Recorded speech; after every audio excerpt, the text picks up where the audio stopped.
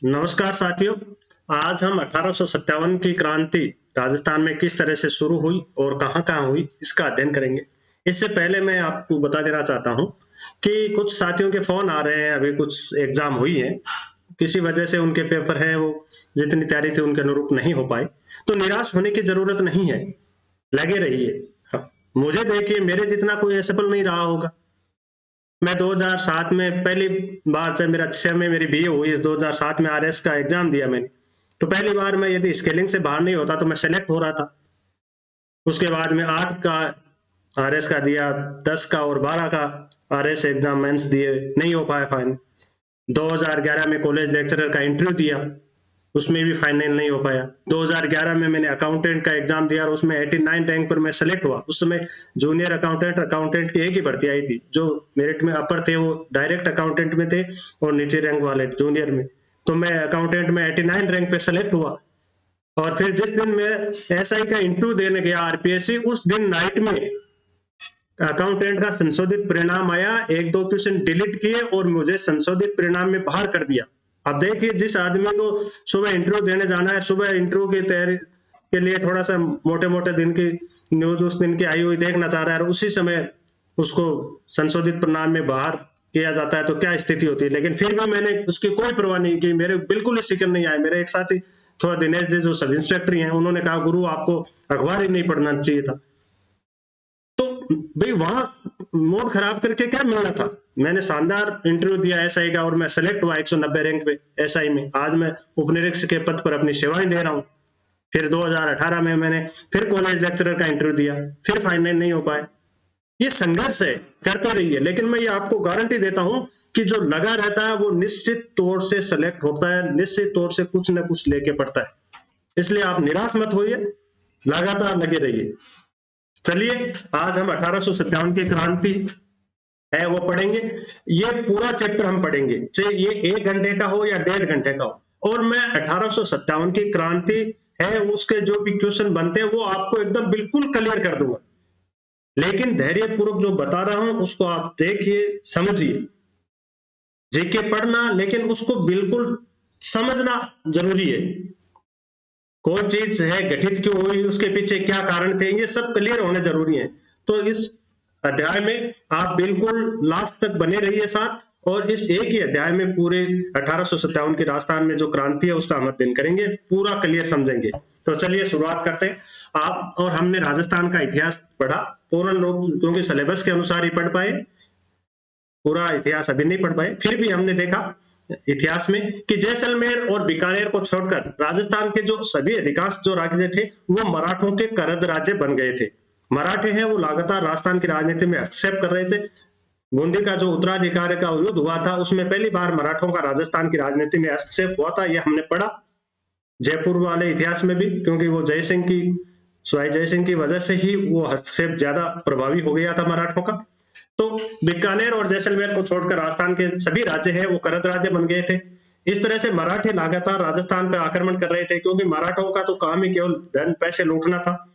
वहीं दूसरी ओर अमीर खां पिंडारी है वो भी लगातार राजस्थान के शासकों के लिए आतंक बना हुआ था। इसलिए पिंडारी के आक्रमणों से सुरक्षा के लिए और मराठों आक्रमणों से सुरक्षा के लिए राजस्थान के राजाओं ने ईस्ट इंडिया कंपनी की तरफ देखना शुरू कर दिया। जैसा कि आपको पता ही है कि east India company, sir Thomas Roe जो ईस्ट इंडिया कंपनी के प्रतिनिधि थे, जो जहांगीर के समक्ष जो मैगजीन दूरज है अजमेर वहां पेश हुए थे और उन्होंने जहांगीर से भारत में ईस्ट इंडिया कंपनी के व्यापार की अनुमति प्राप्त की थी, यह हमने पढ़ा। तो ईस्ट इंडिया कंपनी या व्यापार के उद्देश्य से भारत में आई थी, लेकिन धीरे धीरे भारत की परिस्थितियों को देखा और उन्होंने राज करने की ठान ली। वही राजा महाराजा थे राजस्थान के, वो मराठा और पिंडारियों के आक्रमण से आतंकित थे, इसलिए उन्होंने लगातार ईस्ट इंडिया कंपनी से सहायता लेने का प्रयास किया। 1776 में जयपुर के महाराजा पृथ्वी सिंह है, उन्होंने अपना जो वकील है वो गवर्नर जनरल से वार्ता के लिए कोलकाता भेजा था। फिर 1799 में सवाई प्रताप सिंह ने अपना प्रतिनिधि है फिर है वो अंग्रेजों से सहायक संधि जो भी है करने के लिए भेजा था। पुनः उन्होंने प्रयास किया, लेकिन अंग्रेजों ने इनकी ओर ध्यान नहीं दिया, क्योंकि उस समय तक मराठे थे वो भारत में शक्तिशाली थे, इसलिए कंपनी थी वो मराठों जैसे शक्ति से पंगा नहीं लेना चाहती थी, क्योंकि अंग्रेज तो बहुत होशियार थे, वो तो हर परिस्थिति को पढ़ते थे, इसलिए उन्होंने ऐसा नहीं किया। लेकिन धीरे धीरे फिर परिस्थिति अनुकूल होती गई। धीरे धीरे आंग्ल मराठा युद्ध जो हुआ 1803-1804 में, उसमें मराठों की पराजय के बाद में सिंधिया की शक्ति है वो धीरे धीरे कमजोर हो गई, और जब सिंधिया की शक्ति धीरे धीरे कमजोर हो गई, मराठा कमजोर हो गए, तो फिर कंपनी ने अपने अनुकूल वातावरण समझा और वो धीरे धीरे भारत में राजनीति की तरफ अग्रसर हो गई, व्यापार से राजनीति की तरफ वो बढ़ने लग गई। गवर्नर जनरल लॉर्ड वेलेजली है, उन्होंने देशी राज्यों से एक जो संधि थी वो करने का प्रयास किया था, मसौदा तैयार किया था संधि का, और उसमें 7 अनुच्छेद थे।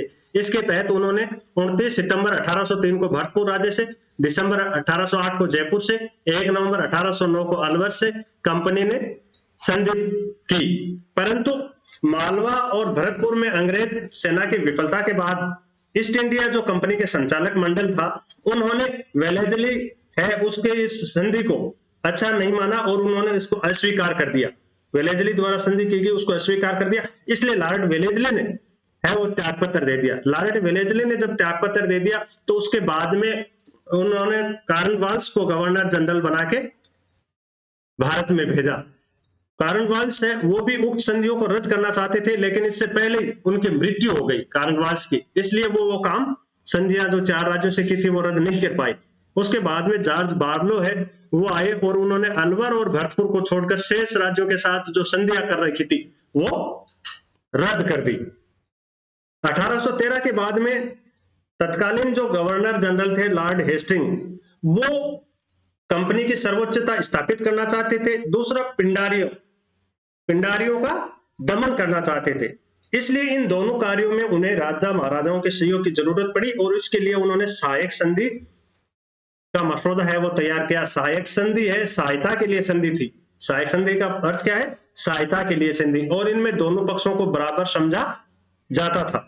1818 की जो सहायक संधि की गई उनके सामान्य विशेषता है उसको हम देखना चाह रहे हैं अभी, क्योंकि ये जो मैं पढ़ा रहा हूं ये आगे अपने 1857 की क्रांति को पूरा समझेंगे उसमें जरूरी है, इसलिए मैं ये चीजें सम्मिलित कर रहा हूं। आप एक एक चीज है उसको समझते जाइए, फिर हम आगे पूरी तरह क्लियर कर लेंगे सब। तो 1818 की संधि की महत्वपूर्ण जो विशेषताएं थी, अंग्रेज और कंपनी है वो सदैव मित्र राज्य रहेंगे, दोनों में मित्रता रहेगी, एक का मित्र दूसरे का मित्र, एक का शत्रु दूसरे का शत्रु समझा जाएगा, ये शर्त थी। दूसरा, संधि जो राज्य करता था वो कंपनी के आधिपत्य को स्वीकार करता था, राज्य की रक्षा का दायित्व था वो कंपनी पर आ जाता था, और कंपनी है राज्य के आंतरिक मामलों में हस्तक्षेप नहीं करेगी। ये बात कही थी कि कंपनी राज्यों के आंतरिक मामलों में हस्तक्षेप नहीं करेगी, लेकिन बाद में कंपनी ने इसका उल्लंघन किया और राज्यों के आंतरिक मामलों में हस्तक्षेप किया। इसकी अगली शर्त थी, राज्य किसी दूसरे राज्य के साथ राजनीतिक संबंध नहीं रखेंगे, न ही किसी दूसरे राज्य के साथ युद्ध और संधि करेंगे, क्योंकि अंग्रेज होशियार थे। उन्होंने सोचा कि यदि ये दूसरे राज्यों से सहायक संधियां और वो कर लेंगे तो अपन जो साम्राज्य स्थापित करना चाह रहे हैं वो यहाँ नहीं कर पाएंगे, इसलिए उन्होंने प्रतिबंध लगाया कि किसी दूसरे राज्य के साथ न तो युद्ध करेगी न संधि करेगी, किसी प्रकार का कोई नहीं किया जाएगा। यदि दूसरे राज्य से कोई झगड़ा होगा तो कंपनी उसमें मध्यस्थता करेगी, दूसरे को भी वो पंच नहीं बनना देना चाहते थे। जो राज्य पहले मराठों को खिराज देते थे वो कंपनी को खिराज देंगे, क्योंकि कंपनी को ध्यान था कि भाई ये मराठों से पिछाई तो उड़ाना चाह रहे हैं, इसलिए मराठों को जो देंगे वो अपने को भी दे देंगे, उसमें इनको कोई जोड़ नहीं आएगा, इसलिए उन्होंने ये शर्तें उसमें रख दी। राजाओं ने स्वीकार कर लिया। कंपनी की अनुमति के बिना राज्य किसी भी यूरोपीय शक्ति से संबंध नहीं रखेंगे और न ही यहाँ किसी यूरोपियन को नौकरी देंगे, क्योंकि कंपनी अच्छी तरह जानती थी कि पुर्तगाल, फ्रांस, इनसे इनकी प्रतिस्पर्धा थी, और पुर्तगालियों की, फ्रांसीसियों की भारत में जैसे पांडिचेरी, गोवा, इनमें उनका वर्चस्व भी था। तो वो जानते थे कि यदि देशी राज्य उनसे सहायक संधि कर लेंगे और कर लेंगे, उनको यहाँ नौकरी पे रखेंगे, तो वो हमारी जो अंदर बातें हैं, वो हमारा उद्देश्य क्या है वो भी इन राजा महाराजाओं को बता देंगे और उनका साम्राज्य भी हो सकता है यहाँ स्थापित हो जाए और हमें चुनौती दे दे, इसलिए उन्होंने ये शर्तें उनके साथ जोड़ दी थी। तो ये थी सहायक संधि की महत्वपूर्ण शर्तें। अब हम देखते हैं कि किस किस राज्य से सहायक संधि कब हुई और उनकी विशेष बात क्या थी, विशेष बात क्या थी। तो अब हम देखते हैं सहायक संधि। करौली के साथ सहायक संधि थी वो 9 नवंबर 1817 को सबसे पहले जो सहायक संधि हुई थी। पहले जो संधि थी कि 4 राज्यों से जो हमने बताई, भरतपुर और अरवल को छोड़कर, वो वैसे ही संधि थी, वो सहायक संधि नहीं थी। सहायक संधि थी, सहायता के संधि दो बराबर वाले राज्यों को, उनमें दो बराबर वाले राज्य माने गए, जबकि वेलेंसली ने थी वो बराबरता के आधार पे नहीं थी। चलिए, तो इस तरह से सहायक संधि जो करने वाला जो पहला राज्य था वो करौली था, 9 नवंबर 1817 को। उस समय करौली के जो शासक थे महाराव हरबख्शपाल सिंह थे, महाराव हरबख्शपाल सिंह थे, और करौली को खिराज से मुक्त रखा गया, करौली को कुछ भी नहीं देना था। ये पहली संधि थी करौली के साथ। दूसरी संधि उन्होंने टोंक के साथ कर ली, टोंक के साथ 15 नवंबर 1817 को की, अमीर खां पिंडारी, अमीर खां पिंडारी के साथ।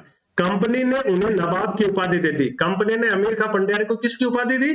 नवाब की, क्योंकि कंपनी तो पिंडारियों का दमन ही करना चाह रही थी, तो अमीर खां के रूप में उनको एक अच्छा मुर्गा हाथ लग गया, तो उन्होंने उनसे सहायक संधि कर ली और उन्हें अपने ग्रुप में सम्मिलित कर लिया, ताकि अन्य जो ग्रुप्स है पिंडारियों के उन पर वो नियंत्रण कर सके। इनके साथ शर्तें क्या थी? अमीर खां पिंडारी को उन क्षेत्रों का जो होलकर के क्षेत्र थे पहले, लेकिन जैसे ही मराठा पराजित हुए, उन होलकर के क्षेत्रों पर अमीर खां पिंडारी ने अपना अधिकार कर लिया था। तो वो जो होलकर वाले जो क्षेत्र थे अमीर खां पिंडारी ने जिन पर अधिकार कर लिया था, उनका अमीर खां पिंडारी को कंपनी ने शासक मान लिया कि बिल्कुल ये आपके राज्य है। चलिए, आंतरिक व्यवस्था हेतु इन्होंने क्या किया कि आवश्यक सेना को छोड़कर शेष सेना भंग कर देंगे और पिंडारियों का सहयोग नहीं करेगा और अन्य राज्यों पर आक्रमण भी नहीं करेगा, क्योंकि राजपूत शासकों की चिंता क्या थी? पिंडारी थे, विशेषकर अमीर खां पिंडारी। इसलिए एक तीर से इन्होंने कई निशाने साधे।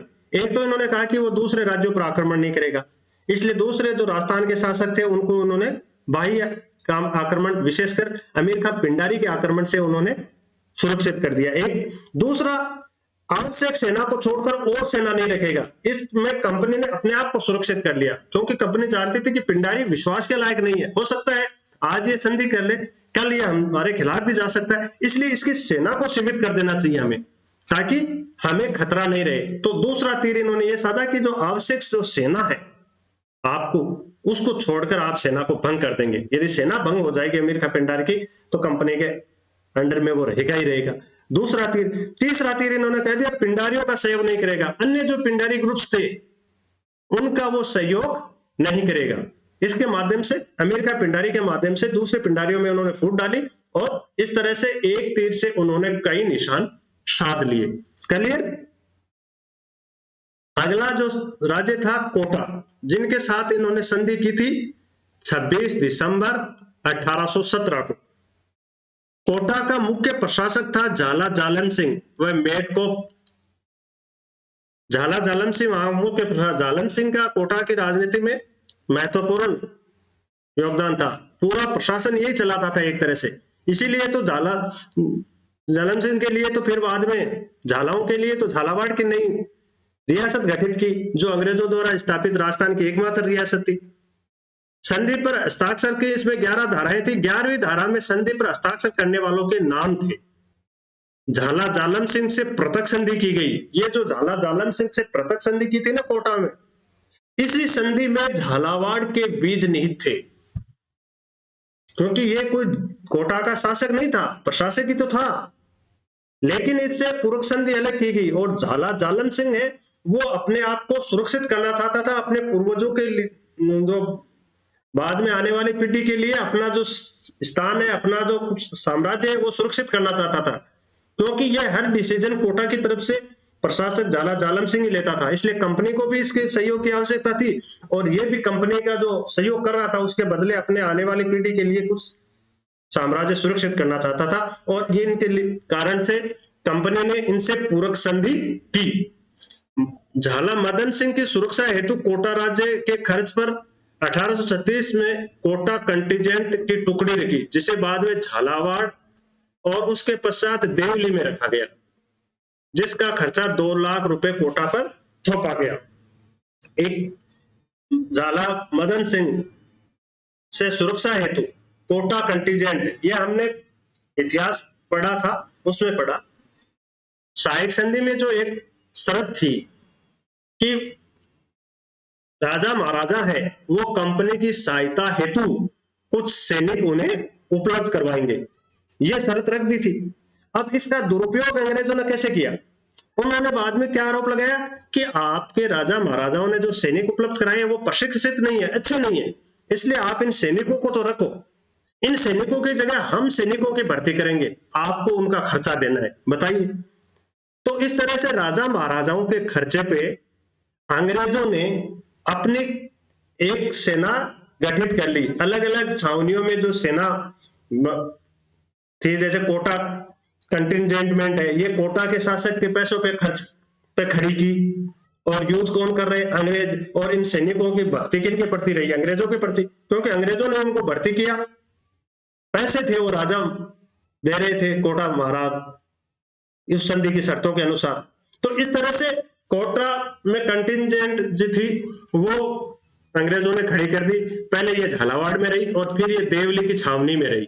देवली छावनी में कौन सी कंटिजेंट थी? कोटा कंटिजेंट 1857 के समय, जिसका खर्चा 2 लाख रुपए कोटा पर थोप दिया गया। इसी वजह से तो ये राजस्थान के राजा महाराजा बाद में नाराज रहने लग गए थे कंपनी से, क्योंकि कंपनी एक तो इनके आंतरिक मामलों में हस्तक्षेप करने लगी। जो पॉलिटिकल एजेंट छोटे थे उन्होंने राजा के दरबार में गुटबाजी, आपस में छोटे मोटे झगड़ों में हस्तक्षेप करना शुरू किया, माहौल बिगाड़ना राजा के खिलाफ शुरू कर दिया।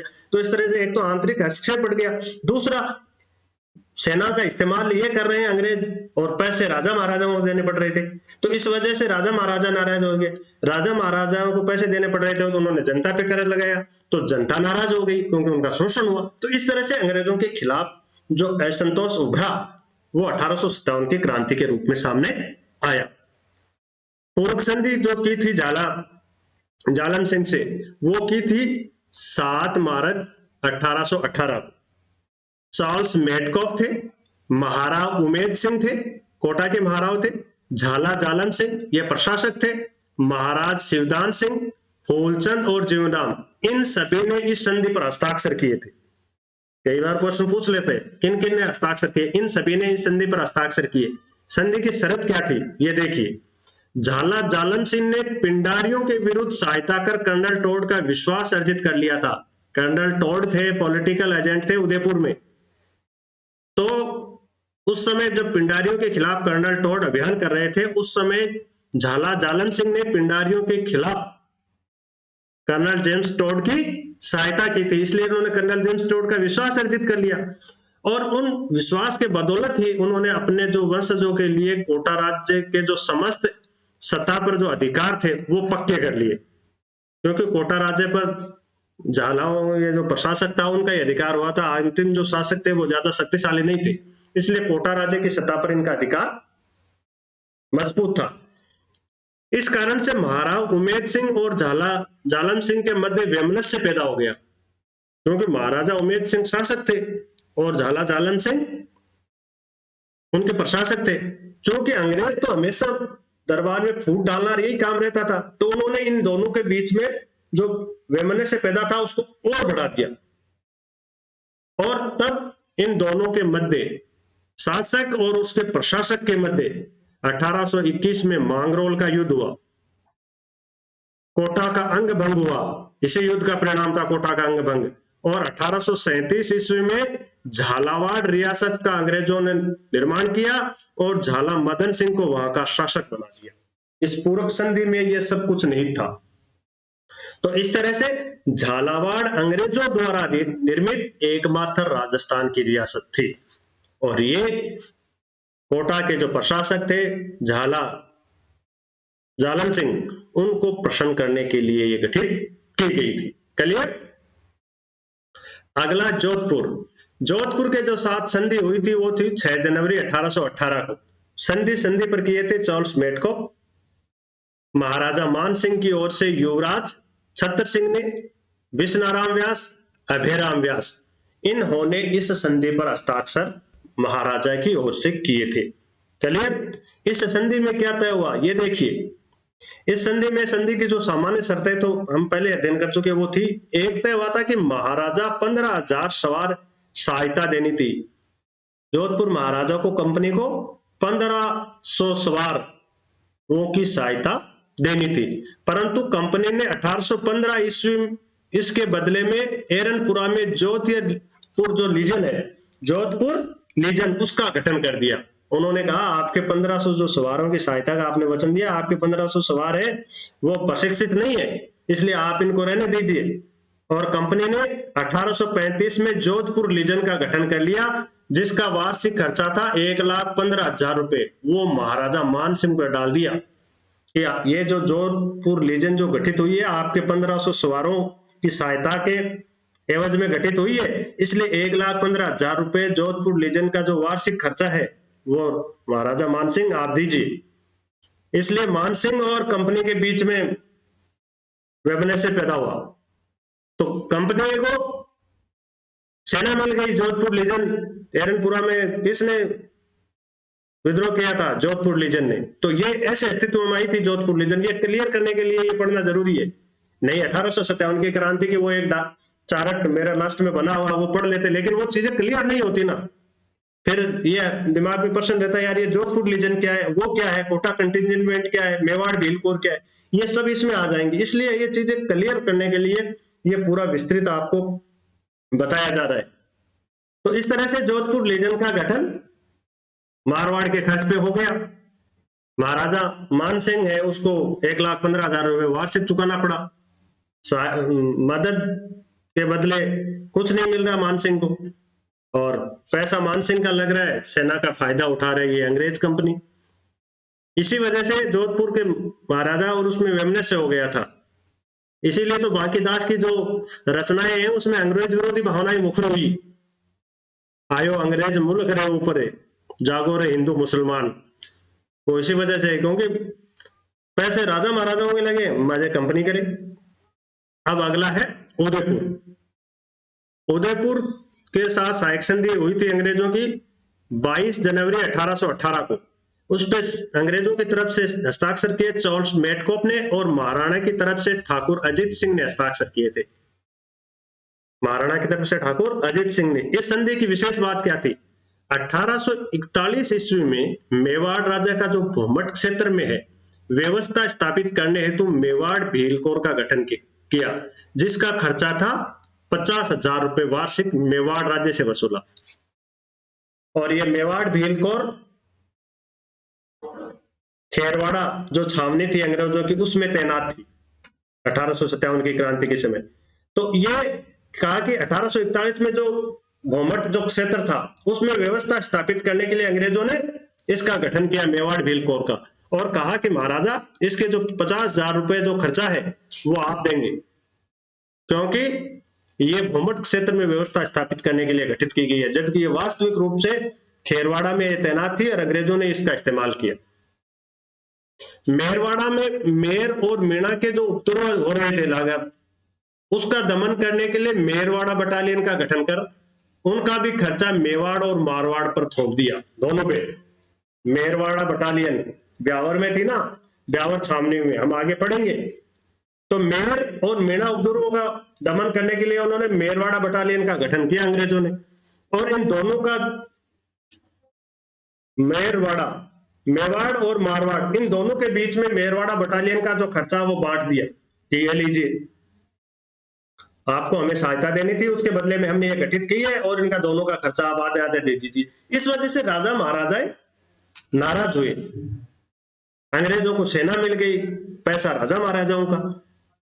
तो इस तरह से मेरवाड़ा बटालियन का गठन किया गया और मेवाड़ और मारवाड़ पर उसका खर्चा थोप दिया गया। बूंदी, बूंदी के साथ जो संधि की थी वो की 10 फरवरी 1818 को, और उस समय राव राजा बिशन सिंह जी थे, वो शासक थे, और उनके साथ कोई विशेष बात नहीं हुई। अगली संधि बीकानेर के साथ हुई, वो हुई 21 मार्च 1818 को। महाराजा सूरत सिंह बीकानेर के शासक थे। बीकानेर के शासक जो संधि की बीकानेर के साथ, उसमें विशेष बात थी लुटेरों का दमन करने, अंग्रेज क्षेत्रों से लूटा माल वापिस दिलाने, बीकानेर व हनुमानगढ़ मार्ग को सुरक्षित और सुगम रखने, और खिराज से मुक्त, ये विशेष बातें थी। क्योंकि जैसलमेर और बीकानेर राज्य थे वो मराठों के करद राज्य नहीं थे, और राजस्थान के सब राज्य थे करद राज्य थे, हमने शुरुआत में पढ़ा। इसलिए बीकानेर को खिराज से मुक्त करना तो वैसे जरूरी था, क्योंकि वो तो मराठों को करद नहीं दे रहा था। तो एक बात तो ये। दूसरी बात, मुल्तान वाला जो व्यापारिक मार्ग था वो बीकानेर इस हनुमानगढ़ इसके पास से गुजरता था। तो अंग्रेज इस मार्ग को अपने अधिकार क्षेत्र में रखना चाहते थे, सुरक्षित रखना चाहते थे। इस पे लूट वगैरह नहीं हो, लुटेरों का दमन करे, इस मार्ग को सुरक्षित रखने का पूरा दायित्व है वो बीकानेर पे डाल दिया। क्लियर?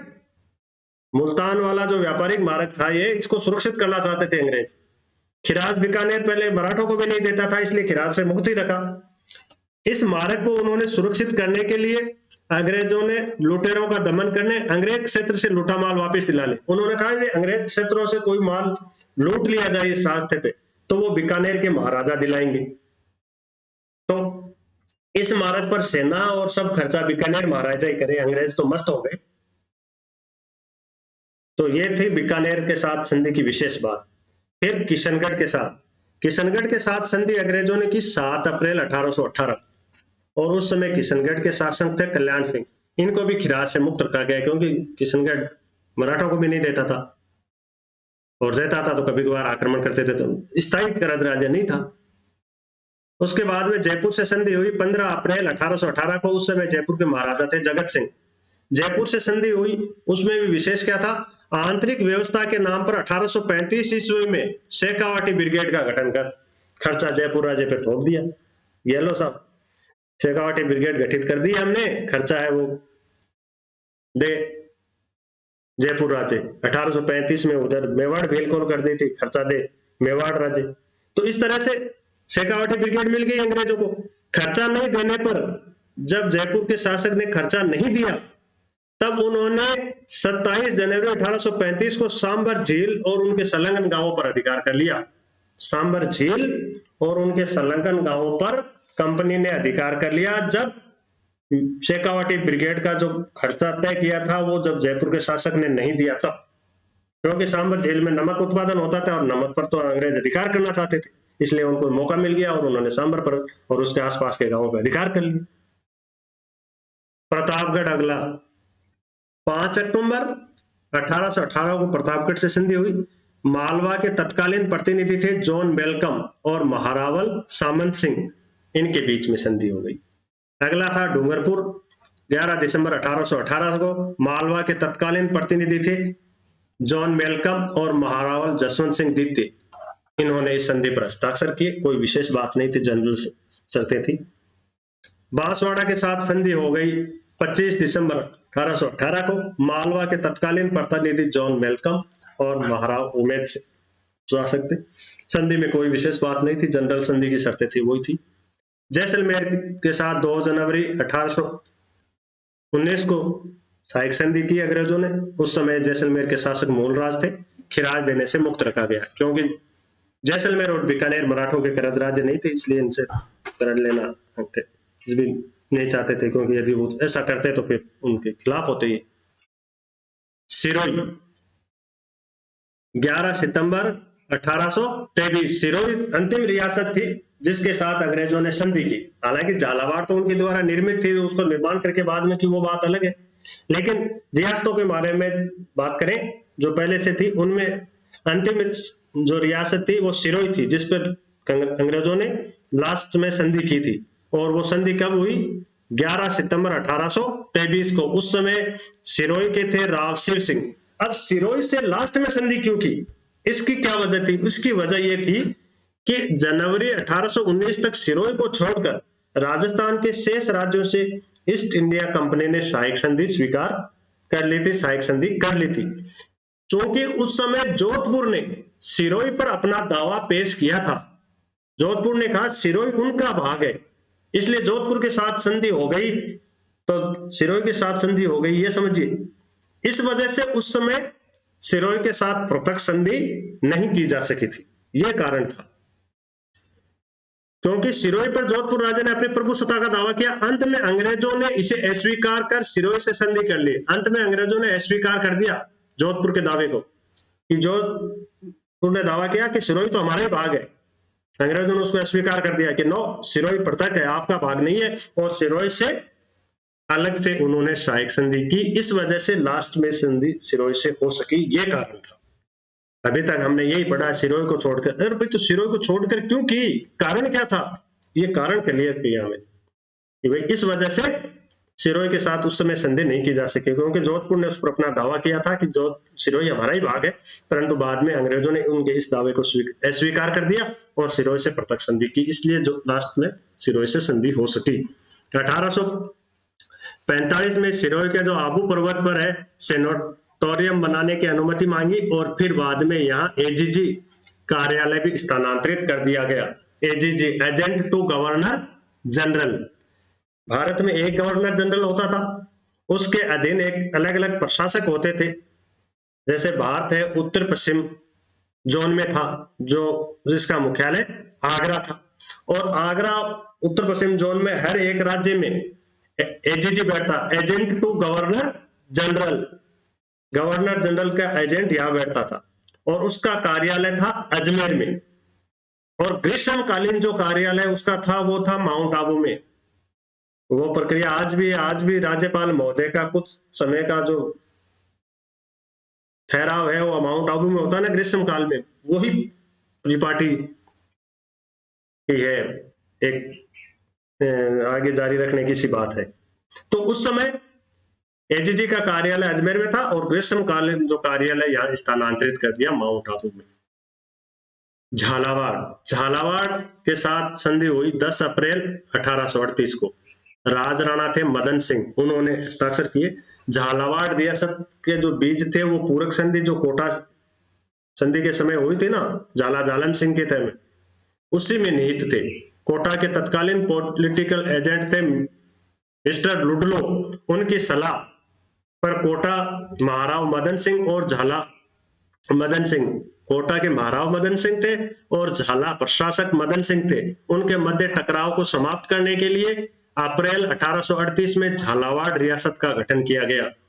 झालावाड़ रियासत का गठन किया गया। इस तरह से झालावाड़ एकमात्र राजस्थान की रियासत थी जिसको अंग्रेजों ने बनाया, और झाला प्रशासक थे, उनके लिए अलग से साम्राज्य बना दिया। इस तरह से झालावाड़ एकमात्र राजस्थान की ऐसी रियासत थी जिनका अंग्रेजों ने निर्माण किया। ये महत्वपूर्ण क्वेश्चन है।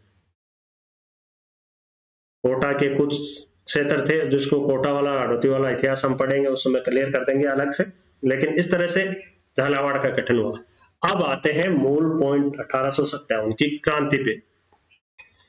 राजस्थान में हमने अभी तक पढ़ा 1818 के अंत तक सिरोही को छोड़कर शेष सभी राज्यों के साथ कंपनी का है, वो कंपनी की सहायक संधि हो गई थी, और कंपनी द्वारा सहायक संधि करने के बाद राजस्थान के राजाओं के अधिकार कम हो गए, राज्यों के आंतरिक मामलों में कंपनी का हस्तक्षेप बढ़ गया, खर्चा राजाओं पे ज्यादा बढ़ गया।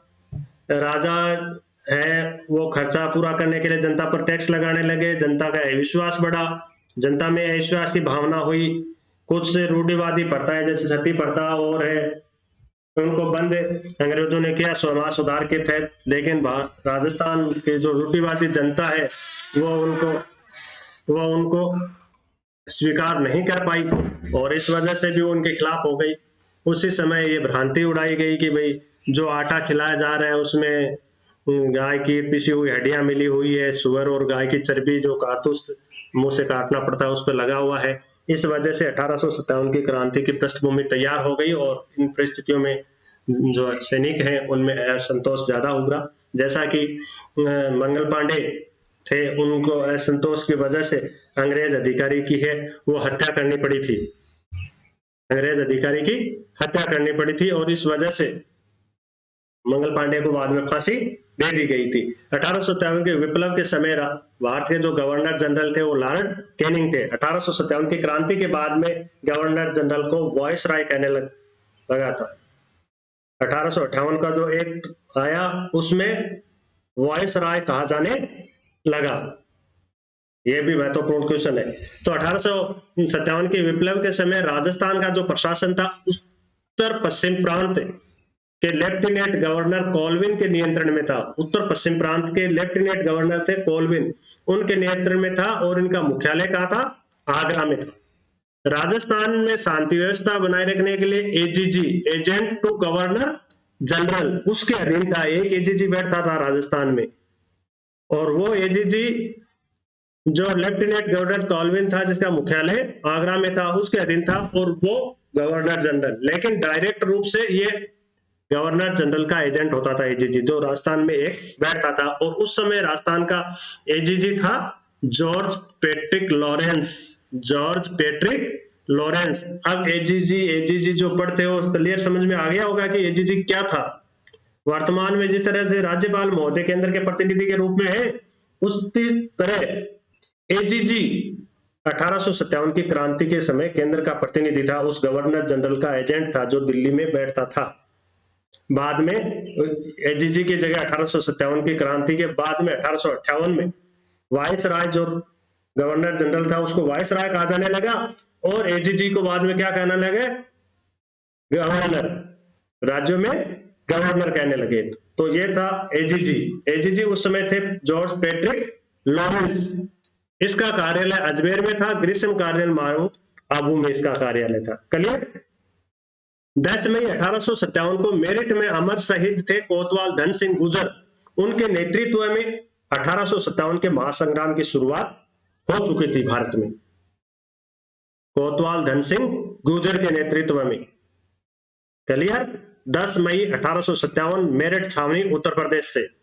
29 मार्च 1857 को, इससे पहले बैरकपुर छावनी में जो बंगाल की 34वीं इन्फेंट्री के सिपाही थे मंगल पांडे, उन्होंने चर्बी वाले जो कारतूस थे उनके विरोध में अपने जो अधिकारी है उसकी हत्या कर दी थी, और उन्हें बाद में गिरफ्तार कर लिया गया, और 8 अप्रैल 1857 को मंगल पांडे को फांसी दे दी गई थी।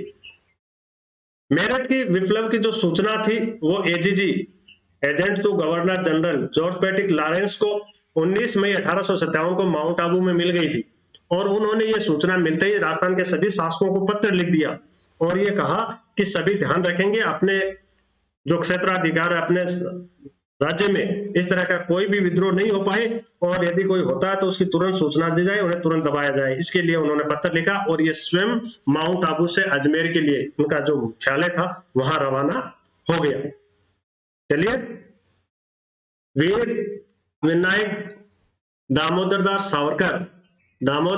सावरकर ने 1857 की क्रांति को भारत का प्रथम स्वतंत्रता संग्राम कहा है अपनी पुस्तक वार ऑफ इंडियन इंडिपेंडेंस। ये महत्वपूर्ण क्वेश्चन है जीके का। विनायक दामोदर सावरकर ने अपनी किस पुस्तक में 1857 की क्रांति को भारत का प्रथम स्वतंत्रता संग्राम कहा है, या 1857 की क्रांति को भारत का प्रथम स्वतंत्रता संग्राम किसने कहा है? विनायक दामोदर सावरकर ने अपनी पुस्तक वार ऑफ इंडियन इंडिपेंडेंस, इसमें 1857 की क्रांति को भारत का प्रथम स्वतंत्रता संग्राम कहा। कवि सूर्यमल मिश्र ने भी वीर सतसई 1857 की क्रांति से संबंधित ही है, ये वीर सतसई सूर्यमल मिश्रण का प्रमुख ग्रंथ है। इसमें क्रांति को एक स्वतंत्रता संग्राम की संज्ञा दी है। ये राजस्थान के पहले कवि हैं सूर्यमल मिश्रण, जिन्होंने अपनी पुस्तक वीर सतसई में 1857 की क्रांति को एक स्वतंत्रता संग्राम की संज्ञा दी है। क्लियर। राजस्थान में उस समय 6 अंग्रेज छावनियां थी। वो कौन कौन सी थी? नसीराबाद, अजमेर, एरनपुरा, पाली, जोधपुर, देवली, टोंक, नीमच उस समय राजस्थान में था, आजकल नीमच मध्य प्रदेश में, लेकिन उस समय राजस्थान में था। ब्यावर, अजमेर, खेरवाड़ा, उदयपुर, ये 6 छावनियां उस समय राजस्थान में थी। उसमें ब्यावर और खेरवाड़ा को छोड़कर, मतलब ब्यावर और खेरवाड़ा वाली जो छावनियां हैं वो विद्रोह में सम्मिलित नहीं हुई थी। ब्यावर और खेरवाड़ा में विद्रोह नहीं हुआ था। अन्य सभी चारों राजस्थान की छावनियों में विद्रोह हुआ। क्लियर। अब हम देखते हैं किस छावनी में विद्रोह कब हुआ, उस समय वहां पॉलिटिकल एजेंट कौन था, यदि रियासत थी तो वहां शासक कौन था, और उनकी विशेष बात क्या थी। नसीराबाद में पहले शुरुआत हुई। राजस्थान में 1800 स्वतंत्रता के संग्राम की जो शुरुआत हुई वो नसीराबाद की छावनी से हुई, और वो हुई 28 मई 1857 को। क्लियर। 28 मई 1857 को। दिल्ली में हो गई थी 10 मई 1857 को मेरठ से। और राजस्थान में 1857 की क्रांति की शुरुआत सर्वप्रथम नशीराबाद छावनी में हुई 28 मई 1857 को। नशीराबाद छावनी को आपको पता ही होगा, इससे पूर्व डोंगजी जवाहर जी ने लूटा भी था। डोंगजी जवाहर जी ने इस छावनी को लूटा भी था, उसमें लोटू जाट भी साथ बताते हैं। इसका विशेष विवरण क्या है, यहां पर ही शुरू क्यों हुई क्रांति, क्या वजह रही भाई, अन्य छावनियों में क्यों नहीं हुई, तो इसकी वजह जानते हैं। राजस्थान में सबसे शक्तिशाली छावनी थी ये नशीराबाद। यहाँ 15वीं बंगाल नेटिव इन्फेंट्री तैनात थी। 15वीं बंगाल नेटिव इन्फेंट्री मेरठ में थी 34वीं मंगल पांडे वाली, और यहाँ 15वीं नेटिव इन्फेंट्री तैनात थी। मेरठ में 34वीं बंगाल नेटिव इन्फेंट्री में जब असंतोष पैदा हुआ, मंगल पांडे ने विद्रोह कर दिया, उसके बाद में उस 34वीं जो बंगाल नेटिव इन्फेंट्री थी उसमें असंतोष पैदा हो गया था। तब अजमेर से ये जो 15वीं बंगाल नेटिव इन्फेंट्री थी, ये बंगाल की थी, जो अजमेर की सुरक्षा के लिए तैनात थी, इसको हटाकर नशीराबाद भेज दिया। अजमेर से हटाकर, अजमेर एजीजी का मुख्यालय था, उसकी सुरक्षा करती थी 15वीं बंगाल नेटिव इन्फेंट्री। तो 34वीं बंगाल नेटिव इन्फेंट्री में जब असंतोष हुआ, तब अंग्रेजों को लगा कि यार वो 15 वाली जो अजमेर में तैनात है, जो एजीजी के मुख्यालय की सुरक्षा देख रही है, यार वो भी विद्रोह कर सकती है असंतोष पर। तो उन्होंने इस 15वीं बंगाल नेटिव इन्फेंट्री को अजमेर से हटाकर नशीराबाद छावनी भेज दिया। बस यहीं से शुरुआत हो गई। जब ऐसा किया तो इस 15वीं इन्फेंट्री के जो सैनिक थे उनमें असंतोष हो गया। उनको लगा कि यार अंग्रेजों को हमारे ऊपर विश्वास नहीं रहा, अंग्रेजों को हमारे पर विश्वास नहीं रहा। अजमेर में सुरक्षा हेतु इनको हटाने के बाद में मेयर जो रेजिमेंट थी वो तैनात कर दी, और डिसा से और अंग्रेज सैन्य बुलाई गई। 15वीं इन्फेंट्री को नसीराबाद भेज दिया, मेयर रेजिमेंट थी उसको अंग्रेज है उन्होंने अजमेर की सुरक्षा का दायित्व सौंप दिया, और डिसा से और अंग्रेज सैनिक भी बुलाए। तो इससे 15वीं इन्फेंट्री के सैनिकों में हुआ कि यार हमें यहां से हटा दिया, हम पर अंग्रेजों का विश्वास नहीं है, और हमें दबाने के लिए बाहर से सेना आ रही है, ऐसा और अफवाह हो गई उसमें। तब उनमें विद्रोह की भावना पैदा हो गई अंग्रेजों के प्रति कि हमें दबाने के लिए डिसा से सेना बुलाई जा रही है। इस घटना की वजह से 28 मई 1857 को नशीराबाद छावनी से सर्वप्रथम राजस्थान में 1857 के महासंग्राम की शुरुआत हुई। इस वजह से क्लियर, अब वजह क्लियर हो गई, यहीं से क्यों हुई, इस वजह से हुई, अविश्वास कि हमारे पर विश्वास नहीं कर रहे अंग्रेज और हमें दबाने के लिए डिसा से सैनिक और बुला रहे।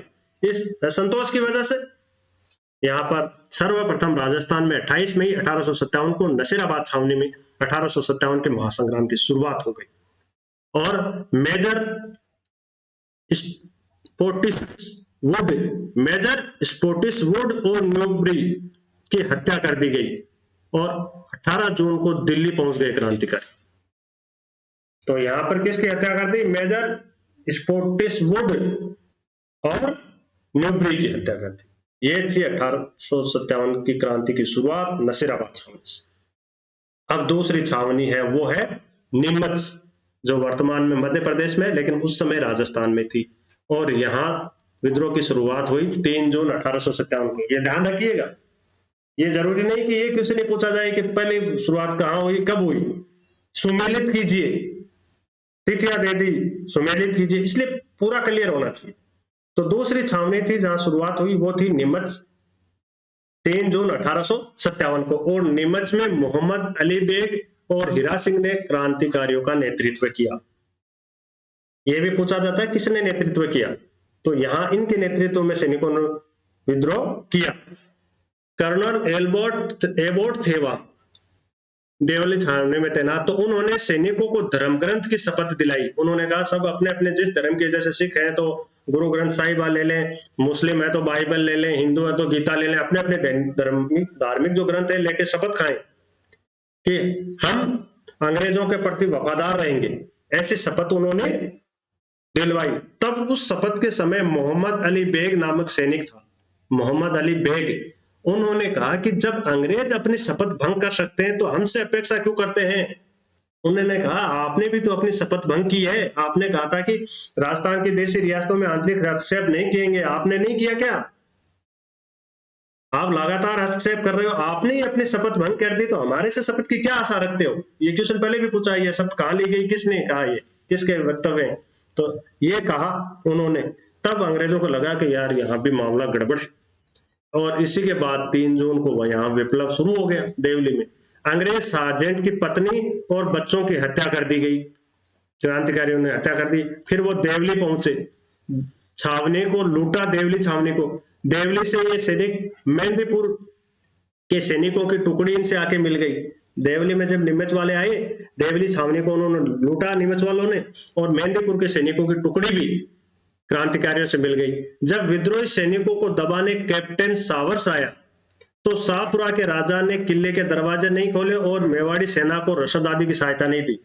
उन्होंने, शाहपुरा के शासक ने नहीं खोला। शाहपुरा का शानदार योगदान रहा है। 1857 की क्रांति हो चाहे पहले उत्तरदायी शासन की घोषणा की बात हो, चलिए, तो शाहपुरा के जो शासक थे, राजा थे, उन्होंने किले के दरवाजे नहीं खोले रात्रि को। नो, मैं तुम्हें रसद दूंगा, न की बात, अपने स्तर पे जाइए, लड़िए। 6 जून को कोटा, बूंदी और मेवाड़ की सेना की सहायता से नीमच पर कंपनी का पुनः अधिकार हो गया।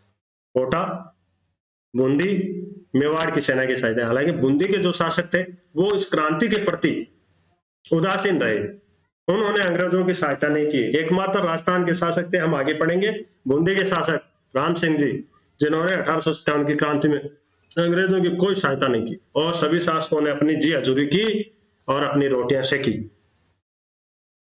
अगली जो छावनी है वो है देवली टोंक। तीसरी छावनी जिसमें विद्रोह हुआ थी देवली टोंक। ये जून 1857 को आए देवली वालों ने, सॉरी नीमच वाले, और उन्होंने भी यहाँ के सैनिकों में भावना भर के आक्रमण किया और यहाँ के सैनिक भी उनके साथ हो गए, यहाँ भी विद्रोह हो गया। यहाँ कोटा कंटिजेंट तैनात थी। कोटा शासक के भार पर कोटा कंटिजेंट गठन किया ना, कोटा महाराव की सुरक्षा के लिए, फिर झालावाड़ में तैनात की थी और फिर उनको देवली में तैनात किया था। तो यहाँ कोटा कंटिजेंट में तैनात थी। नीमच छावनी के क्रांतिकारियों ने यहाँ पहुंचकर क्रांति का बिजुल बजाया। नीमच के क्रांतिकारियों ने यहाँ के बिजुल बजा दिया। तो ये क्वेश्चन भी पूछा जा सकता है कि कौन सी छावनी पर कौन सी सेना तैनात थी, कौन सी कंटिजेंट, कौन सी कोर तैनात थी। तो ये भी ध्यान रखना है। देवली में कोटा कंटिजेंट तैनात थी। अब लेते हैं हम एरिनपुरा। एरिनपुरा का जो इतिहास है वो बहुत शानदार है 1857 की क्रांति का। एरिनपुरा पाली में थी छावनी, और यहाँ 21 अगस्त 1857 को महासंग्राम की शुरुआत हुई। इस समय यहाँ मैकमेसन थे, मैकमेसन थे, वो कंपनी के एजेंट थे यहाँ इस छावनी में। क्लियर? यहाँ क्रांतिकारियों का नेतृत्व करने वाले में मोती खां, तिलक राम और सूबेदार शीतल प्रसाद ने। बाद में आउवा के ठाकुर कुशाल सिंह ने क्रांतिकारियों का साथ दिया। दिल्ली जाते समय आसोप के ठाकुर शिवनाथ सिंह थे। उन्होंने 20 जनवरी 1858 को ब्रिगेडियर होम के आक्रमण के समय आउवा के किले की जिम्मेदारी है उन्होंने अपने छोटे भाई पृथ्वी सिंह को सौंपकर मेवाड़ की तरफ आउवा के ठाकुर चले गए थे, और वहां पर कोठारिया के ठाकुर थे जोधा सिंह, उन्होंने उन्हें शरण प्रदान की थी। तो पहले क्रांतिकारियों का नेतृत्व मोती खां, तिलक राम और सूबेदार शीतला प्रसाद ने किया, और बाद में खरवा के पास इनसे मिल गए थे आउवा के ठाकुर कुशाल सिंह। लेकिन हम देखेंगे आगे, आउवा के ठाकुर कुशाल सिंह अंग्रेजों की बजाय महाराजा तख्त सिंह से ज्यादा नाराज थे। जोधपुर के महाराजा तख्त सिंह से ज्यादा नाराज थे, अंग्रेजों की बजाय वो उनके खिलाफ ज्यादा थे। क्योंकि जो मेजर टेलर आयोग जो बाद में गठित हुआ था इनके खिलाफ आरोपों की जांच करने के लिए, आउवा के ठाकुर कुशाल सिंह के खिलाफ आरोपों की जांच करने के लिए, उसने पाया कि जो आउवा के ठाकुर कुशाल सिंह का जो रोष था वो कंपनी के बजाय जोधपुर के जो महाराजा थे तख्त सिंह उनके खिलाफ ज्यादा था, इसलिए वो क्रांति में सम्मिलित हुए थे। चलिए पढ़ते हैं। तो जोधपुर में, एरनपुरा में जोधपुर लीजियन तैनात थी। हम पढ़ चुके। 1500 सवारों के बदले यह गठित की थी अंग्रेजों ने, और इसका खर्चा 1,15,000 रुपए वार्षिक जोधपुर महाराजा पर थोप दिया गया था। ये पढ़ा हमने। तो जोधपुर लीजियन उस समय एरनपुरा में तैनात थी और इसने 21 अगस्त 1857 को चलो दिल्ली मारो फिरंगी के नारे के साथ विद्रोह कर दिया। ये भी महत्वपूर्ण क्वेश्चन है कि ये किस छावनी का नारा था? तो ये एरनपुरा छावनी का नारा था। वहां से या किस छावनी में इस नारे के साथ 1857 के महासंग्राम की शुरुआत हुई? तो वो थी एरनपुरा। चलिए, तो इन्होंने चलो दिल्ली मारो फिरंगी के नारे के साथ महासंग्राम की शुरुआत कर दी। आहुआ के ठाकुर खुशहाल सिंह जो महाराज तख्त सिंह से नाराज थे, उन्होंने क्रांतिकारियों से भेंट खरवा के ठाकुर गोपाल सिंह थे ना, बाद में स्वतंत्रता संग्राम में पढ़ेंगे, वहां खुशहाल सिंह की क्रांतिकारियों से भेंट हुई। ये भी महत्वपूर्ण गहरा क्वेश्चन है कि क्रांतिकारियों से खुशहाल सिंह की भेंट कहाँ हुई? तो यहाँ खरवा में हुई थी। और उन्होंने क्रांतिकारियों का नेतृत्व करने का जो दायित्व है वो ग्रहण कर लिया कि ठीक है, मैं आपका नेतृत्व करूंगा। उस समय आसोप के ठाकुर थे शिवनाथ सिंह, गुल्लर के ठाकुर थे विशन सिंह और आलनियावास के ठाकुर अजीत सिंह भी विद्रोह में सम्मिलित हो गए।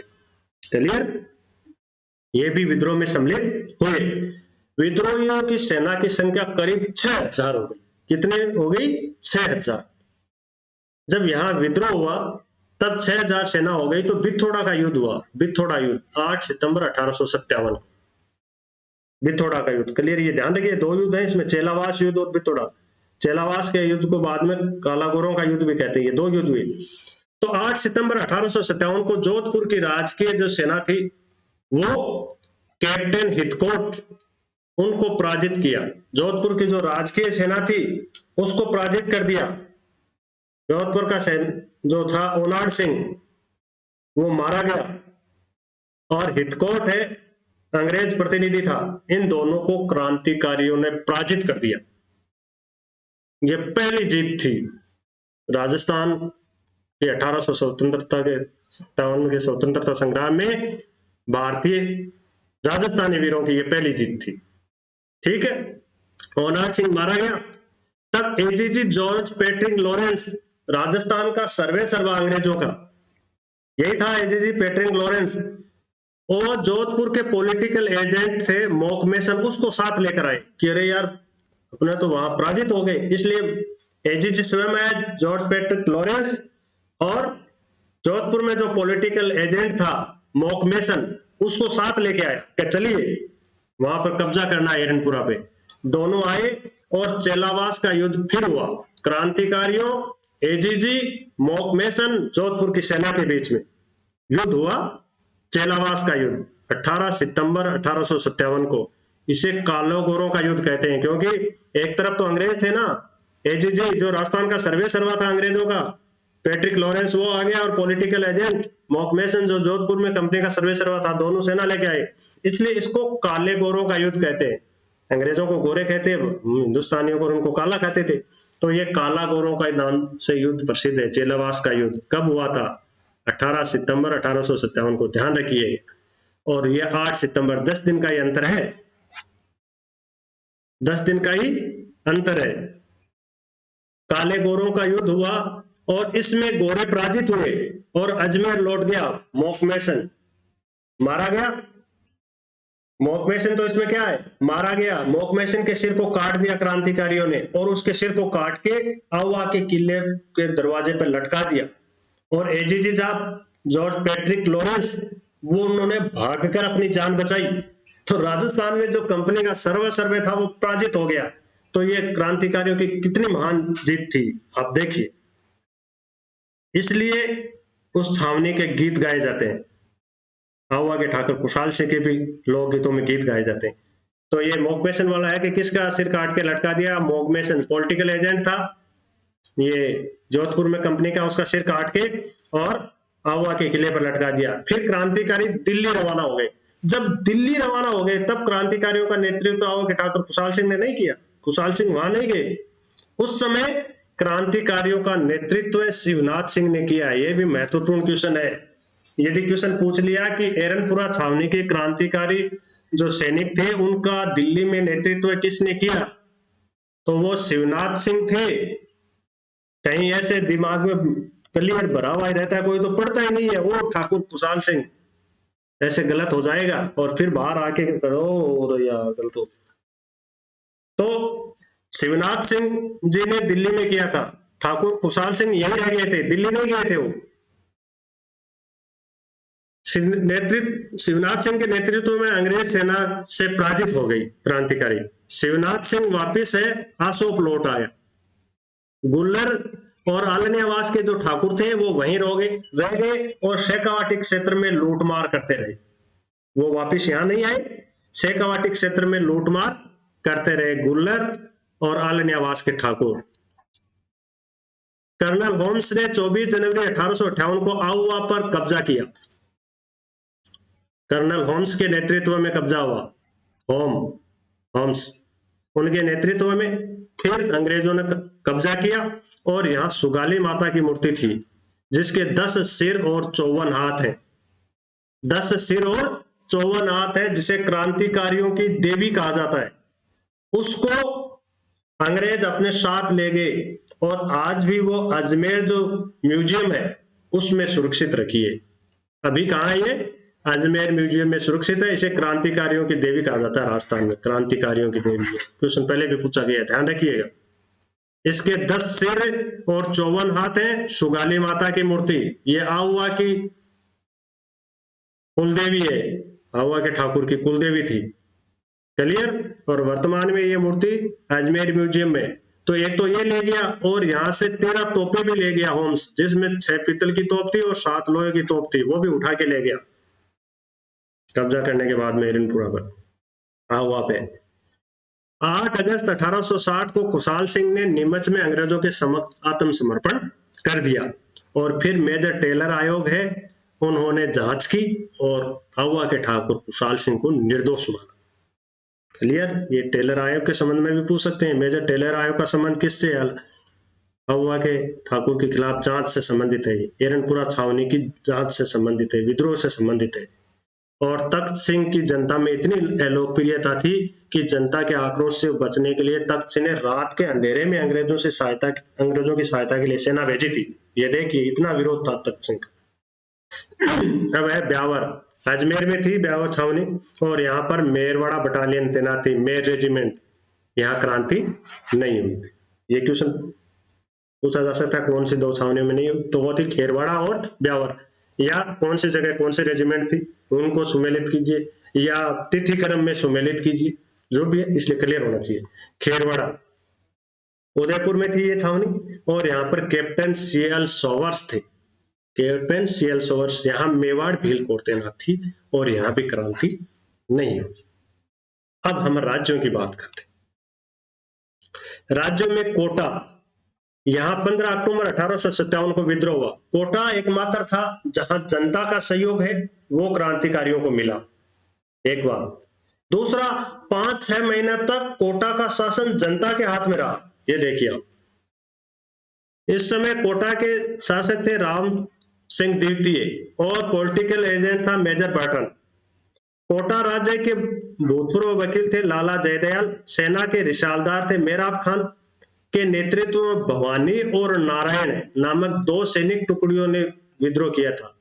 तो ये 4 क्वेश्चन बनते हैं, एक तो लाला जयदयाल और मेराब खान, इनके नेतृत्व में हुआ। दूसरा, भवानी और नारायण, ये 2 सैनिक टुकड़ियां थी, इन्होंने विद्रोह किया था और इनके नेतृत्व में किया था। क्लियर? कोटा राज्य को छोड़कर किसी भी स्थान पर जनता ने सक्रिय भाग नहीं लिया। केवल कोटा ही राजस्थान में एक ऐसा था जहां पर जनता ने 1857 की क्रांति में सक्रिय रूप से भाग लिया। क्लियर? विशेष बात क्या थी? यहाँ कोटा कंटीजेंट तैनात थी। आगरा में नियुक्त कोटा कंटीजेंट की एक टुकड़ी ने विद्रोह कर दिया। तब कोटा राजा के भूतपूर्व वकील थे लाला जयदयाल और सेना के रिसालदार थे मेराब खान। उन्होंने सैनिकों में विद्रोह की अग्नि है वो प्रज्वलित की और महाराव के बुलाने पर मेजर बर्टन जब कोटा पहुंचा, राव ने उनको बुलाया था, जब वो मेजर बर्टन कोटा पहुंचा तब विद्रोहियों ने महाराव और बर्टन दोनों को उनके निवास पर ही घेर लिया। महाराव को छुटाने के लिए करौली के महाराजा ने भी 2000 सैनिक भेजे थे। और करौली के महारावल ने भी 2000 सैनिक भेजे थे कोटा महारावल को मुक्त कराने के लिए, लेकिन वो भी उनको मुक्त नहीं करा सके। करौली महारावल भी कोटा महाराज की कोई सहायता नहीं कर सके और 5-6 महीनों तक क्रांतिकारियों का कब्जा रहा। 5-6 महीनों के बाद में अंग्रेज को कोटा पर अधिकार कर सके। ये देखिए, जब उन्होंने घेर लिया महाराव और मेजर बटन को, मेजर बटन और ये इसका जो दो पुत्र थे, एजेंसी सर्जन डॉक्टर सेंडलर की हत्या कर दी। एजेंसी सेंडलर की हत्या कर दी। एक मिनट, थोड़ा सा वॉल पर टेक्निकल मिस्टेक क्या हो गया। हाँ, तो उन्होंने महाराव और मेजर को है बटन को घेर लिया और मेजर बटन उसके दो पुत्रों एजेंसी सर्जन थे डॉक्टर सेंडलर की हत्या कर दी। ये क्वेश्चन पूछा जाता है। इनकी क्रांतिकारियों ने हत्या कर दी। मेजर बटन की कर दी, उसके दो लड़कों की कर दी और एक सर्जन थे डॉक्टर सेंडलर, उनकी हत्या कर दी। जयदयाल और मेराब खां के नेतृत्व में कोटा प्रशासन 5 महीने तक क्रांतिकारियों के कब्जे में रहा। कितने महीने तक? 5 महीने तक क्रांतिकारियों ने प्रशासन किया। उन्होंने पुलिस बनाई, रात को पहरा देते थे, सब काम उन्होंने किया। 27 तोपों पर इन्होंने अधिकार कर लिया। जनता ने भी क्रांतिकारियों का सहयोग किया। करौली के महारावल ने 2000 सैनिक सहायता हेतु, अंग्रेजों की सहायता, महारावल की सहायता हेतु भेजे, लेकिन वो असफल रहे, कुछ भी नहीं कर सके। अंग्रेजों की दृष्टि में केवल कोटा ही राजस्थान में एक ऐसा राज्य था जहां की जनता ने विद्रोहियों का साथ दिया था। क्लियर? 30 मार्च 1858 को पुनः अंग्रेजों का कब्जा हो गया। जयदयाल और मेराब खान को फांसी दे दी गई। लॉर्ड रॉबर्ट्स आयोग ने महारावल को निर्देश माना। यह आयोग है, दूसरा आयोग, लॉर्ड रॉबर्ट्स आयोग। उन्होंने जांच की थी, उन्होंने महाराजा को निर्दोष माना। उन्होंने ये माना कि महाराजा ने मेजर बटन को बुलाया था तो सहायता के लिए बुलाया था, उसको यहाँ बंदी बनवाने के लिए नहीं बुलाया था। ये तो क्रांतिकारियों ने बंदी महाराजा और इन दोनों को बना लिया, उसमें महाराजा क्या कर सकते हैं? महाराजा की कोई बदनीयती नहीं थी। इस तरह से लॉर्ड रॉबर्ट्स आयोग ने महाराजा को निर्दोष माना, लेकिन फिर भी महाराजा को पनिशमेंट दिया गया और महाराजा के तोपों की संख्या 17 से घटाकर 13 कर दी। अब देखते हैं जयपुर में क्या स्थिति थी। जयपुर में सवाई राम सिंह द्वितीय जयपुर के शासक थे और विलियम ईडन उस समय पॉलिटिकल एजेंट थे जयपुर। क्लियर? बजारत खां और शादुल खां ने योजना बनाई, परंतु क्रांति शुरू होने से पहले ही पता चल गया अंग्रेजों को, इसलिए इन दोनों को गिरफ्तार अंग्रेजों ने कर लिया। सवाई राम सिंह द्वितीय अंग्रेज भक्त बना रहा और एजेंसी ने उसकी प्रशंसा की, परंतु जयपुर के मंत्री शिव सिंह, सैन्य अधिकारी नवाब लियाकत अली खां, मियां उस्मान खां और फौजदार शादुल खां अंग्रेज विरोधी रहे। ये थी जयपुर की स्थिति। भरतपुर की स्थिति, राजा जसवंत सिंह उस समय शासक थे। मेजर मॉरिसन पॉलिटिकल एजेंट थे। चूंकि 31 मई को विद्रोह हुआ, जनता का समर्थन व सहयोग वहां के मिला, मेजर मॉरिसन को भरतपुर छोड़ के भागना पड़ा। ये थी भरतपुर की स्थिति। Ajmer, AGG port George Patrick Lawrence थे वहां। 15वीं बंगाल नेट्री तैनात थी। धौलपुर में अक्टूबर 57 में कुछ हलचल हुई। राजा भगवंत सिंह वहां थे शासक। गुर्जर नेता देवाराम रामचंद्र और हीरालाल, ये दोनों महत्वपूर्ण क्वेश्चन है। इन दोनों के नेतृत्व में वहां पर विद्रोह हुआ। राज्य की सेना और सरदारों पर विद्रोहियों का प्रभाव था। गुर्जर नेता देवा ने 3000 सैनिक एकत्र कर, कितने? 3000 सैनिक एकत्र कर राज्य के खजाने से 2 लाख रुपए लूट लिए और राव रामचंद्र और हीरालाल के नेतृत्व में 1000 क्रांतिकारी राज्य की तोपें लेकर आगरा पर आक्रमण कर दिया। बताइए, राजस्थान से जाके आगरा में उस पर आक्रमण कर दिया, तोपें लूट ली 1000 सैनिकों के साथ। ये महत्वपूर्ण क्वेश्चन है। गुर्जर नेता देवा रामचंद्र और हीरालाल ये कहां से थे? उनके नेतृत्व में कहां विद्रोह हुआ? तो ये थे धौलपुर। जोधपुर में महाराजा तख्त सिंह थे, पॉलिटिकल एजेंट था मैकमेसन भी कहते हैं। राज की सेना अजमेर भेजी इन्होंने, परंतु इसके साथ अंग्रेजों का व्यवहार ठीक नहीं था, इसलिए सेना अंग्रेजों के विरोध में थी। अंग्रेज विरोधी थी। इस टुकड़ी ने भूतपूर्व एजीजी सदरलैंड की जो प्रतिमा थी उस पर पत्थर फेंक दिए, अंग्रेजों के प्रति अनादर भाव प्रकट किया। शासक ने दिल्ली में पुनः अधिकार करने की खुशी में 21 तोपें छोड़ी। ये थे जोधपुर के महाराजा। 1857 की क्रांति में जब अंग्रेजों का पुनः अधिकार कर दिया तो महाराजा साहब ने 21 तोपों से खुशियां मनाई, 21 तोपें छोड़ी। मेवाड़ के महाराजा स्वरूप सिंह थे उस समय और पॉलिटिकल एजेंट थे कैप्टन सीएल सवार्स। उस समय पॉलिटिकल एजेंट कौन थे कोटा सॉरी मेवाड़ में? सीएल सवार्स। स्वरूप सिंह अंग्रेजों का भक्त है, वो बना रहा और जो नसीराबाद छावनी से भागकर अंग्रेज अधिकारी और कर्मचारी आए थे उनको पिछोला झील में पड़े जग मंदिर में शरण दी थी। ये हमने उदयपुर वाले इतिहास में पढ़ लिया। परंतु कोठारिया सलूम्बर के जागीरदारों ने क्रांतिकारियों को रसद और सैन्य सहायता दी थी। कोठरिया और सलूम्बर के, सलूम्बर प्रथम श्रेणी का ठिकाना था मेवाड़ का, उसके ने और कोठरिया ने, यहाँ के जागीरदारों ने क्रांतिकारियों को सहायता भी दी और रसद भी दी। सलूम्बर के रावत केसरी सिंह ने अहुआ के ठाकुर खुशहाल सिंह को भी शरण दी थी और सैन्य सहायता दी थी। उन्होंने तात्या टोपे और नाना साहब को भी मदद की थी। केसरी सिंह रावत जो सलूम्बर के ठाकुर थे उन्होंने, तो ये क्रांति का संबंध में ये केसरी सिंह जो रावत है उनके बारे में क्वेश्चन आता है तो ये सलूम्बर के ठाकुर थे। इनका भी महत्वपूर्ण योगदान था खुशहाल सिंह की तरह। इन्होंने ताते टोपे नाना साहब की सहायता की थी, खुशहाल सिंह को भी इन्होंने शरण दी थी। करौली के महाराज तो थे मदन पाल जी थे। इन्होंने 3000 सैनिक 2000 सैनिक भेज दिए मेजर बर्टन और उसको और कोटरा महाराव को मुक्त कराने के लिए, लेकिन वो मुक्त नहीं करा सके। इनके भी तोपों की सलामी 17 कर दी। एजीजी की इन्होंने प्रशंसा की क्योंकि ये तो अपनी सीटें बचाने में लगे हुए थे, प्रशंसा ही करते। माउंट आबू में उस समय जेडी हॉल थे अंग्रेजों के एजेंट।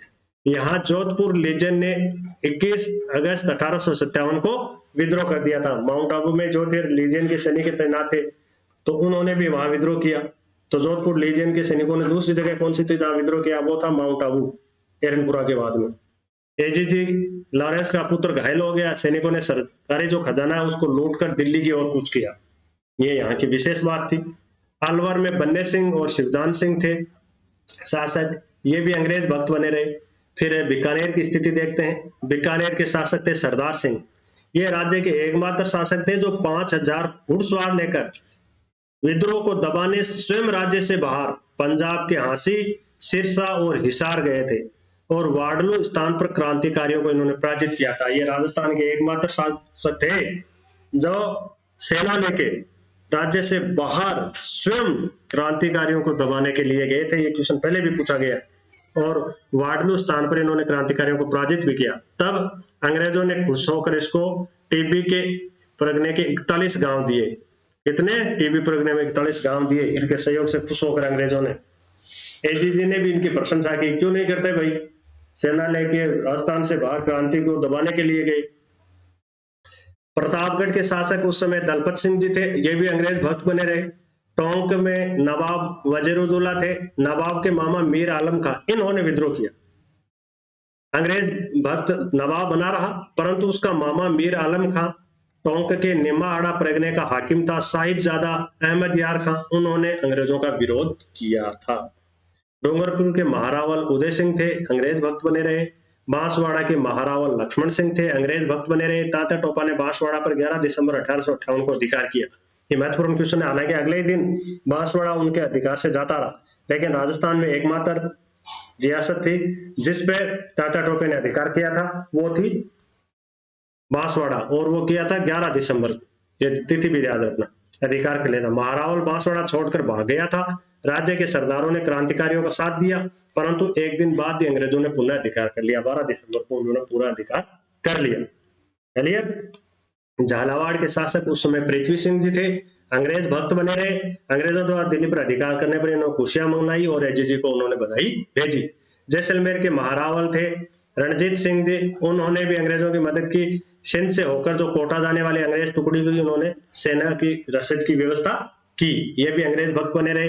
बूंदी के शासक थे राम सिंह हाड़ा, ये मात्र एकमात्र राजस्थान के शासक थे, इन्होंने किसी प्रकार की मदद नहीं की अंग्रेजों की, कोई मदद नहीं की।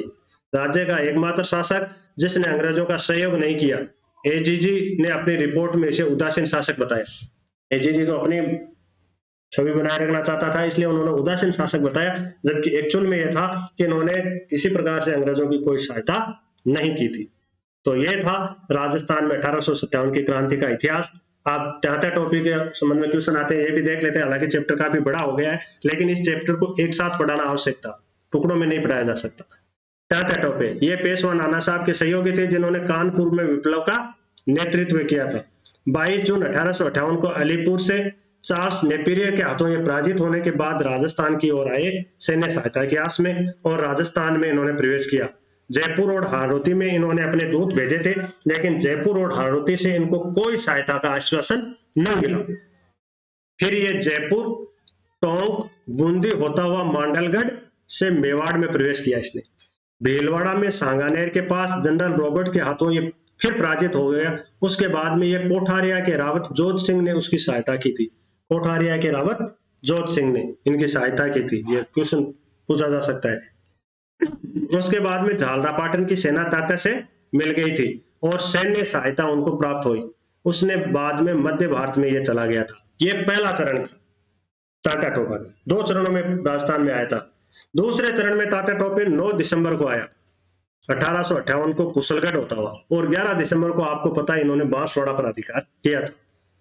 11 दिसंबर को उन्होंने बांसवाड़ा पर अधिकार कर लिया। हालांकि 12 दिसंबर को कंपनी अंग्रेजों की सेना ने बांसवाड़ा पर पुनः अधिकार कर लिया, परंतु राजस्थान की एकमात्र रियासत जिस पर तात्या टोपे ने अधिकार किया वो थी बांसवाड़ा। कौन सी थी? बांसवाड़ा, जिस पर उन्होंने 11 दिसंबर 1858 को अधिकार किया था। वहां वह अंग्रेजों की सहायता पहुंचने पर सलूम्बर की ओर कूच किया, जहां रावत केसरी सिंह ने उनकी मदद की। रावत केसरी सिंह ने भी उनकी मदद की। सलूम्बर के ठाकुर, ये तो क्रांतिकारियों के मददगार ही थे लगातार। उसके बाद में ये प्रतापगढ़, कोटा, दौसा होता हुआ सीकर पहुंचा। सीकर में वह कर्नल होम्स के हाथों पराजित हुआ। तात्या टोपे सीकर भी पहुंच गया था, और सीकर में वह कर्नल होम्स के हाथों पराजित हुआ। यहाँ उनकी शक्ति पूर्णतः समाप्त हो गई। इसलिए निराश होकर तात्या टोपे ने अपना पुराना सहयोगी था नरवर के मान सिंह, नरवर का मान सिंह उनका पुराना सहयोगी था। तात्या टोपे निराश होकर उनके पास चला गया, और नरवर के मान सिंह ने उनके साथ विश्वासघात किया, और उन्होंने उसको अंग्रेजों को पकड़वा दिया। 7 अप्रैल 1859 को अंग्रेजों को उन्होंने सुपुर्द कर दिया। मान सिंह ने विश्वासघात करके उस पर ग्वालियर में राजद्रोह का मुकदमा चलाया गया, और 18 अप्रैल 1859 को तात्या टोपे को फांसी दे दी गई। तो इस तरह से तात्या टोपे का भी राजस्थान में 1857 की क्रांति में मूवमेंट था, उनका भी पतन हो गया। और अब एक राजस्थान के अमर शहीद जो तात्या टोपे से ही जुड़े हुए थे, बीकानेर के निवासी अमरचंद बांटिया थे। ये व्यापारी थे, ग्वालियर में व्यापार करते थे, लेकिन ये 1857 की क्रांति के भामाशाह थे। उन्होंने अपनी संपूर्ण शक्ति नाना साहब और तात्या टोपे को सेना भर्ती करने के लिए दान कर दी। उन्होंने कहा आप तो भारत को मुक्त कराइए अंग्रेजों से, ये लीजिए पैसे। इसीलिए इनको 1857 की क्रांति का भामाशाह कहा जाता है। क्लियर?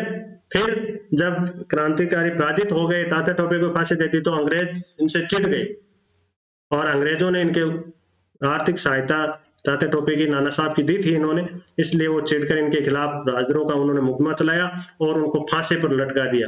अंग्रेजों की अमानवीयता देखिए कि इनके जो शरीर है उनको 3 दिन तक जो फांसी का फंदा है नीम के लगाई थी, इनको फांसी उन पर लटकाए रखा, जनता में ये भय डालने के लिए कि देखो अंग्रेजों के खिलाफ कोई विद्रोह न करके यदि कोई सहायता भी विद्रोह की करता है तो उनका क्या हर्ष होता है। ये भय जनता में कारित करने के लिए इन्होंने ऐसी अमानवीयता की जिसकी जितनी निंदा की जाए वो कम है। लेकिन शहीदों के त्याग को, शहीदों के बलिदान है, वो कभी व्यर्थ नहीं किया, और उनकी जो क्रांतिकारियों में इनके माध्यम से भय फैलाने की जो भावना है वो कभी सफल नहीं हुई, और आगे से आगे क्रांतियों को प्रेरणा देती रही। इसी तरह से और क्रांतिकारी है वो उभरते रहे।